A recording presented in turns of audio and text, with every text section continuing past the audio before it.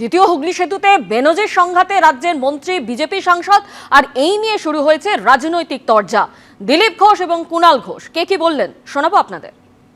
আমি জানি না বাবুল সুপ্রিয়ার সঙ্গে ওনার কী সম্পর্ক আছে। রাস্তা দিয়ে যে কেউ যেতে পারে, আর কত জোরে গাড়ি চালাচ্ছে কে সেটা বাবুল সুপ্রিয়া দেখার কথা নয়, সেটা পুলিশের দেখার কথা। তার ব্যবস্থা আছে, সব জায়গায় খবরদারি করাটা অভ্যাস ঠিক না, তাহলে গণ্ডগোল হবে। গেছে কিনা, কে গেছে, কেন গেছে, কত স্পিড ছিল, তার জন্য পুলিশের কাছে সীমা আছে, দেখে তারা। আর যারা ভিআইপিরা প্রোটেক্টে আছে তাদের স্পিড যারা থাকে পুলিশ সিকিউরিটি তারা ঠিক করে। আমার গাড়ির স্পিড থাকে, আমি ইচ্ছা মতো আমার ড্রাইভার চালাতে পারে না। সিকিউরিটি আছে যারা, তারা এবং পুলিশ ঠিক করে দেয় ভিআইপির স্পিড কী হবে, সতরা যায়। আর জেনারেল মানুষ যেতে একটু বেশি জোরে চালায় সিকিউরিটির কারণেই। সেজন্য সবার খবরদারি করার দরকার নেই, যার দেখার কথা তিনি দেখে যান।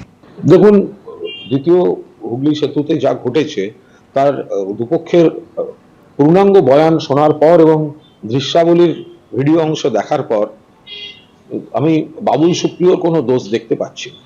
বাবুল সুপ্রিয় কোনো অশালীন শব্দ ব্যবহার করেননি, বরং যেটা অভিযোগ যে মাননীয় প্রাক্তন বিচারপতি অধুনা বিজেপির সাংসদ তিনি কিছু এমন আপত্তিকর শব্দ প্রয়োগ করেন।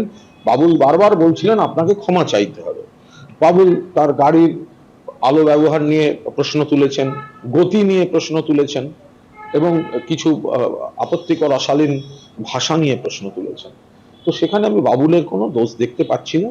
মাঝে মাঝেই অভিজিৎবাবু একটু মাথা গরম করে ফেলেন, একটু এসব বলেন।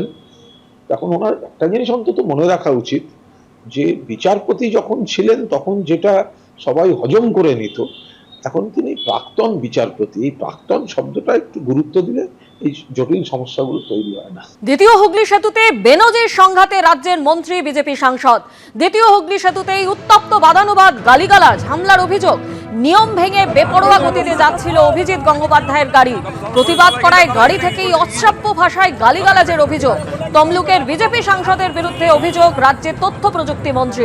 পাল্টা বাবুলের বিরুদ্ধে চড়াও হবার অভিযোগ অভিজিৎ গঙ্গোপাধ্যায়। দিয়েছেন সরি সরি বলুন, আর কিচ্ছু বলছি না, সরি বলুন।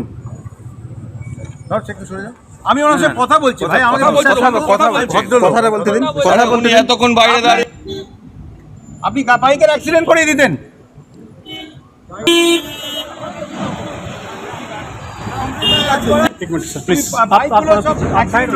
কাজটা নামান, গালাগালি দিয়েছেন সরি কাজটা নামান, সরি বলুন, আর কিচ্ছু বলছি না, সরি বলুন।